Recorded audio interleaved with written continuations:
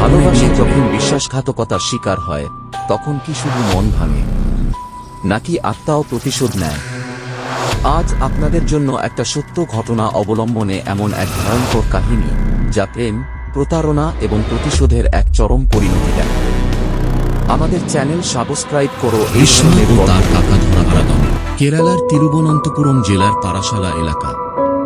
শান্ত, সবুজ, পাহাড় ঘেরা এই জায়গার মতোই সুন্দর ছিল শ্যারন আর গ্রীষ্মার সম্পর্ক।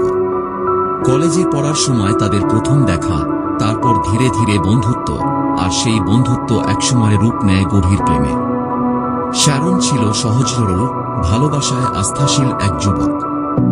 আর গ্রীষ্মা, সে ছিল চঞ্চল, বুদ্ধিমান, তবে কখনো কখনো রহস্যময়। একদিন গ্রীষ্মা কাঁদতে কাঁদতে শ্যারনের কাছে আসে। আমার পরিবার আমাদের সম্পর্ক মানবে না, তারা আমাকে জোর করে অন্য কোথাও বিয়ে দেবে। শ্যারন তার হাত ধরে বলে, আমরা পালিয়ে যেতে পারি, গোপনে বিয়ে করতে পারি। গ্রীষ্মা রাজি হয়। তারা মন্দিরে গিয়ে গোপনে বিয়ে করে একে অপরের জন্য প্রতিজ্ঞা করে আমরা চিরকাল একসঙ্গে থাকব। কিন্তু শ্যারন জানত না এই প্রতিশ্রুতি একদিন তার মৃত্যুর কারণ হবে। বিয়ের কয়েক মাস পর গ্রীষ্মার আচরণ বদলাতে থাকে।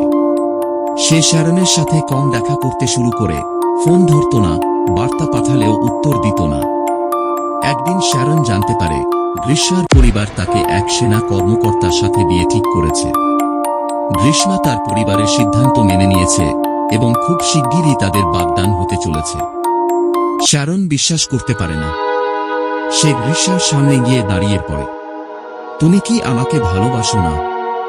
আমরা কি প্রতিজ্ঞা করিনি? গ্রীষ্মা নির্লিপ্ত কণ্ঠে বলে, সবকিছু বদলে গেছে শ্যারন, তুমি আমাকে ভুলে যাও। শ্যারনের পৃথিবী ভেঙে পড়ে। সে প্রতিজ্ঞা করে সে কখনোই গ্রীষ্মাকে ছাড়বে না। কিন্তু গ্রীষ্মা জানত সে যদি শ্যারনকে না ছাড়াতে পারে তাহলে তার নতুন জীবন শুরু করা সম্ভব হবে না। তাই সে একটা ভয়ঙ্কর পরিকল্পনা করে। 2022 সালের 4 অক্টোবর গ্রীষ্মা শ্যারনকে ফোন করে বলে, তুমি কি আমাকে সত্যিই ভালোবাসো? শ্যারন অবাক হয়ে বলে, তুমি এটা জিজ্ঞেস করছো কেন? আমি সবকিছু ঠিক করতে চাই। একবার আমার বাড়িতে এসো, আমাদের সম্পর্কের নতুন শুরু হোক। শ্যারন কিছুক্ষণ চুপ থাকে। গ্রীষ্মা কি সত্যিই ফিরে আসতে চাইছে? তার কি অনুশোচনা হচ্ছে? অবশেষে সে রাজি হয়। সন্ধ্যায় সে গ্রীষ্মার বাড়িতে পৌঁছায়।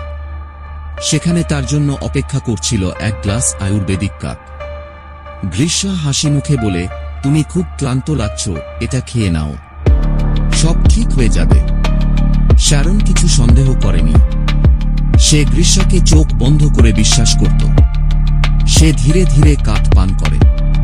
কয়েক মিনিটের মধ্যে তার শরীর অবশ হতে শুরু করে, মাথা ঘুরতে থাকে, চোখের সামনে ধোঁয়া জমতে থাকে। সে মাটিতে লুটিয়ে পড়ে। গ্রীষ্মা কেবল দাঁড়িয়েছিল ঠান্ডা দৃষ্টিতে। শ্যারন কাতর স্বরে বলে, গ্রীষ্মা, এটা তুমি করলে? গ্রীষ্মা কিছু বলেনি। শ্যারনের চোখের সামনে ধীরে ধীরে অন্ধকার নেমে আসে। কয়েক মিনিটের মধ্যেই তার দেহ নিস্তেজ হয়ে যায়। গ্রীষ্মা দ্রুত তার কাকা নির্মল কুমার নায়ারকে ফোন করে। এটা হয়ে গেছে, এখন লাশ সরাতে হবে। কাকা এসে শ্যারনের নিথর দেহ দেখে বলে, আমাদের দ্রুত কাজ করতে হবে, না হলে ধরা পড়ব। তারা লাশ গুম করার পরিকল্পনা করছিল, কিন্তু ভাগ্য তাদের বিরুদ্ধে ছিল। শ্যারনের পরিবার যখন তাকে খুঁজে পাচ্ছিল না, তারা থানায় অভিযোগ দায়ের করে। পুলিশ তদন্ত শুরু করে। গ্রীষ্মার ফোন কল ও ইন্টারনেট সার্চ হিস্টোরি চেক করার পর তারা চমকে যায়। সে বিষ প্রয়োগের পদ্ধতি নিয়ে গবেষণা করছিল। অবশেষে গ্রীষ্মা ও তার কাকা ধরা পড়ে। আদালত গ্রীষ্মাকে দোষী সাব্যস্ত করে এবং মৃত্যুদণ্ড প্রদান করে। কাকাকে দেওয়া হয় 3 বছরের কারাদণ্ড। কিন্তু কি সত্যি গল্প এখানেই শেষ? ভালোবাসাকে যদি কেউ ধোঁকা দেয় তবে সে কি সত্যিই পালিয়ে বাঁচতে পারে? এই গল্প হয়তো শেষ, কিন্তু ছায়ার প্রতিশোধ কি সত্যিই থেমে গেছে? আপনার কি মনে হয়? কমেন্টে জানান।